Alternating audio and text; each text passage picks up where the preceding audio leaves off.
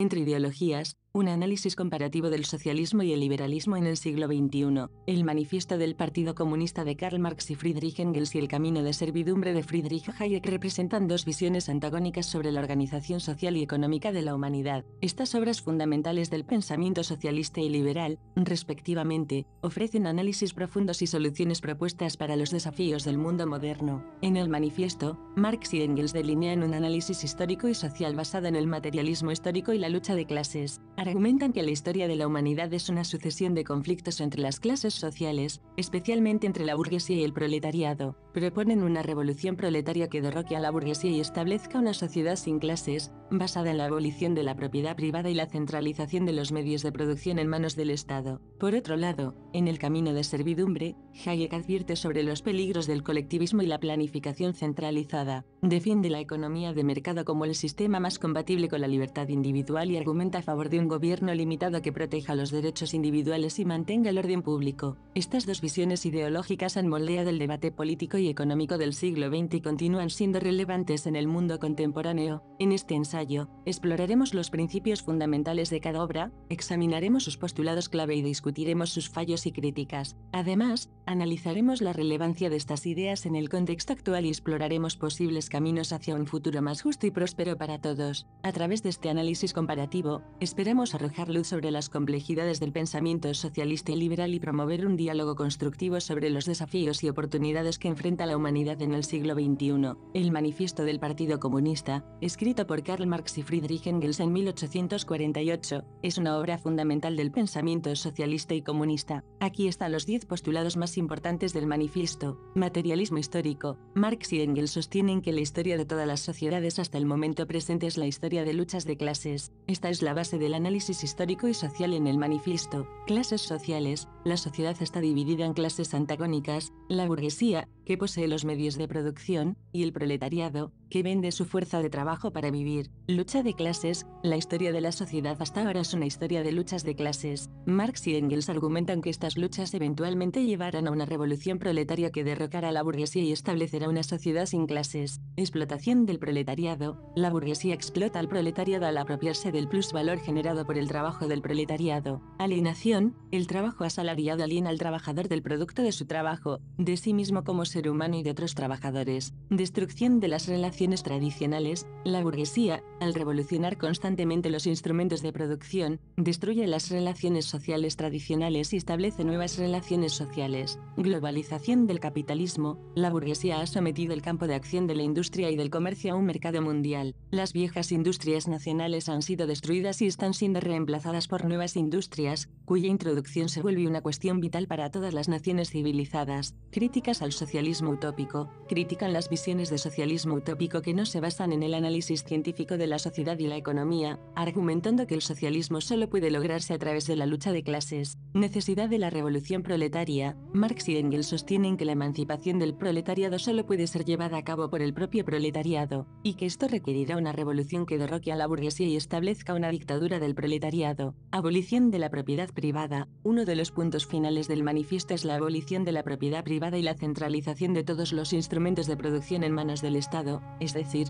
la expropiación de la burguesía. Esto conduciría a la eliminación de las divisiones de clase y, en última instancia, al establecimiento de una sociedad comunista sin clases. Estos son solo algunos de los puntos clave del manifiesto del Partido Comunista de Marx y Engels. La obra en su totalidad ofrece una visión detallada y compleja del análisis del capitalismo y las vías hacia una sociedad comunista. El libro El camino de servidumbre, The Road to Serfdom, de Friedrich Hayek es una obra clásica del pensamiento liberal que aborda los peligros del colectivismo y la planificación centralizada. Aquí están los 10 postulados más importantes de Hayek en El camino de servidumbre. La planificación centralizada conduce a la servidumbre. Hayek argumenta que la planificación centralizada del Estado conduce inevitablemente a la pérdida de libertades individuales y al surgimiento de un Estado autoritario. La economía de mercado es crucial para la libertad individual. Hayek defiende la economía de mercado como el sistema económico más compatible con la libertad individual, ya que permite la coordinación descentralizada de los recursos y la toma de decisiones a nivel individual. El colectivismo sacrifica la libertad en aras de la igualdad. Hayek critica el enfoque colectivista que prioriza la igualdad económica sobre la libertad individual, argumentando que esto requiere una fuerte intervención estatal que socava las libertades individuales. La libertad económica es esencial para la libertad política. Hayek sostiene que la libertad económica y la libertad política están intrínsecamente vinculadas. La restricción de la primera inevitablemente conduce a la pérdida de la segunda. El conocimiento disperso y la planificación centralizada.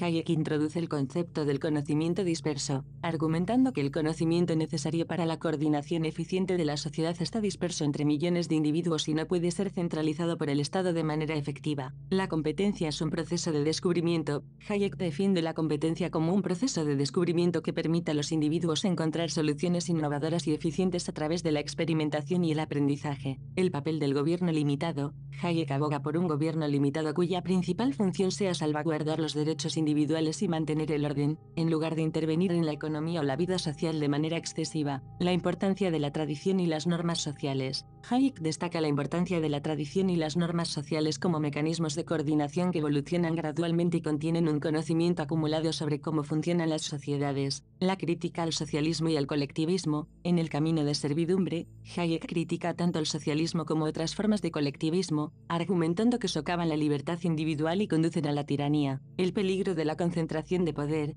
Hayek advierte sobre el peligro de la concentración de poder en manos del Estado, argumentando que esto abre la puerta a abusos de poder y erosiona las libertades individuales. Para apoyar estos postulados, Hayek se basa en la obra de economistas como Ludwig von Mises y en las ideas de pensadores liberales clásicos como Adam Smith, quienes también abogaron por la importancia de la libertad individual y la economía de mercado en la sociedad. El pensamiento político y económico del siglo XIX fue marcado por dos corrientes ideológicas antagónicas que continúan influyendo en el debate contemporáneo: el socialismo y el liberalismo. En el corazón de estas ideologías se encuentran las obras fundamentales de Karl Marx y Friedrich Hayek, cuyos postulados delinean visiones opuestas sobre la organización social y económica de la humanidad. El Manifiesto del Partido Comunista, coescrito por Marx y Engels, presenta una visión del mundo basada en el materialismo histórico y la lucha de clases. Marx sostiene que la historia de la humanidad es una sucesión de conflictos entre las clases sociales, especialmente entre la burguesía y el proletariado. Argumenta que la explotación económica de la burguesía sobre el proletariado conduce a la alienación y a la necesidad de una revolución proletaria que establezca una sociedad sin clases, basada en la abolición de la propiedad privada y la centralización de los medios de producción en manos del Estado. En contraste, El camino de servidumbre de Hayek presenta una defensa apasionada del liberalismo clásico y la economía de mercado.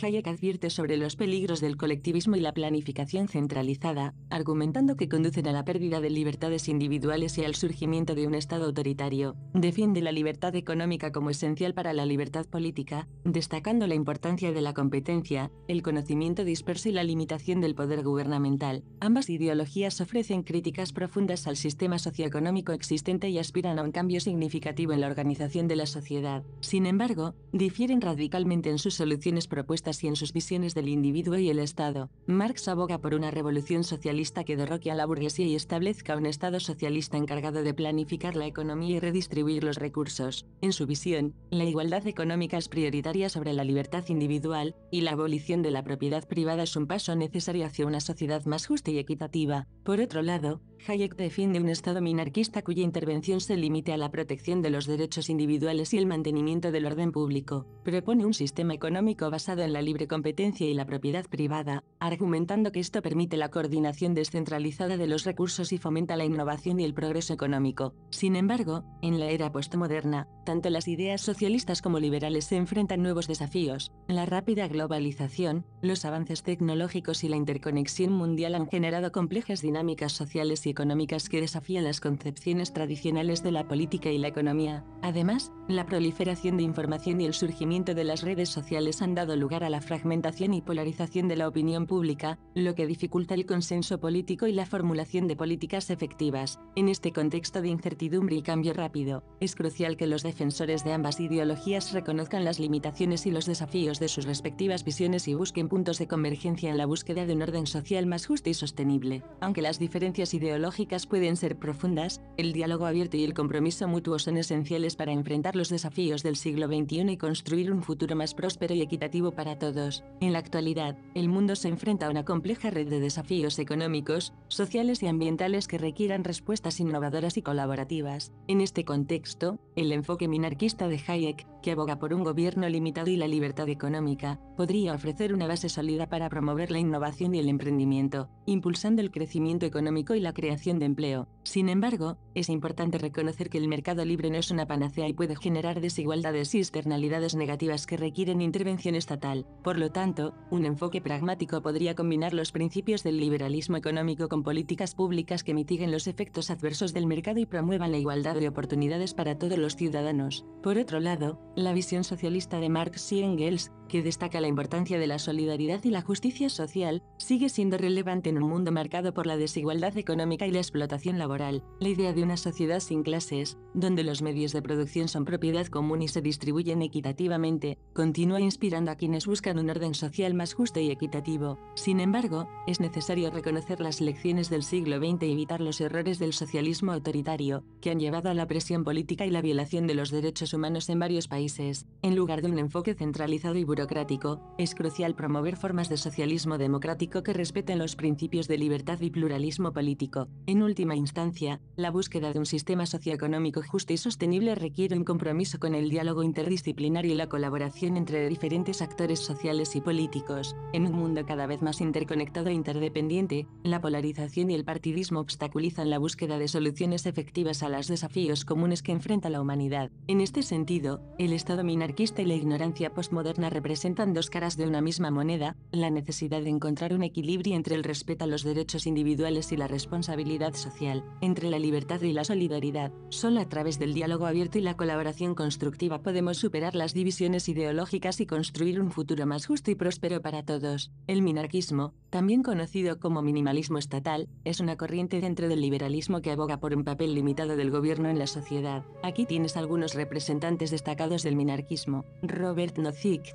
filósofo político y autor de Anarquía, Estado y Utopía. Nozick es considerado uno de los principales defensores contemporáneos del minarquismo. En su obra, argumenta a favor de un Estado mínimo que se limite a proteger los derechos individuales, como la vida, la libertad y la propiedad. Milton Friedman, economista ganador del Premio Nobel y defensor destacado del liberalismo clásico, Friedman abogó por la reducción del tamaño y el alcance del gobierno en favor de un mercado libre y una mayor libertad individual. Su obra Capitalismo y Libertad es un referente del pensamiento minarquista. Friedrich Hayek, aunque Hayek es más conocido por su defensa del liberalismo clásico, también se le considera un representante del minarquismo. En obras como El camino de servidumbre, advierte sobre los peligros de la planificación centralizada y aboga por un gobierno limitado que proteja los derechos individuales. Ayn Rand, la filósofa y novelista Ayn Rand es conocida por su defensa del individualismo y el capitalismo laissez-faire. Su obra más influyente, La rebelión de Atlas, presenta una visión de un gobierno mínimo que protege los derechos individuales y se abstiene de intervenir en la economía. Ludwig von Mises, economista austríaco y precursor de la Escuela Austríaca de Economía, von Mises fue un firme defensor del liberalismo clásico y la economía de mercado. En obras como La acción humana, argumenta a favor de un gobierno limitado que se centre en la protección de los derechos de propiedad. Estos son solo algunos de los representantes más destacados del minarquismo, cada uno de los cuales ha contribuido significativamente al desarrollo y la promoción de esta corriente dentro del pensamiento liberal. Si bien el minarquismo aboga por un gobierno limitado y la libertad individual, también enfrenta críticas y desafíos importantes. Algunos de los fallos y debilidades del minarquismo incluyen protección insuficiente de los derechos individuales, aunque el minarquismo busca proteger los derechos individuales básicos, como la vida, la libertad y la propiedad. Puede haber casos en los que el gobierno limitado no sea capaz de garantizar una protección adecuada contra la violación de estos derechos, especialmente en áreas como la justicia y la seguridad pública. Inequidad económica y social, el minarquismo, al abogar por un mercado libre y una intervención gubernamental mínima en la economía, puede conducir a una acumulación desigual de riqueza y poder, lo que a su vez puede generar desigualdades económicas y sociales significativas. Externalidades negativas y fallas del mercado, en un sistema minarquista, donde el gobierno tiene un papel limitado en la regulación de la economía,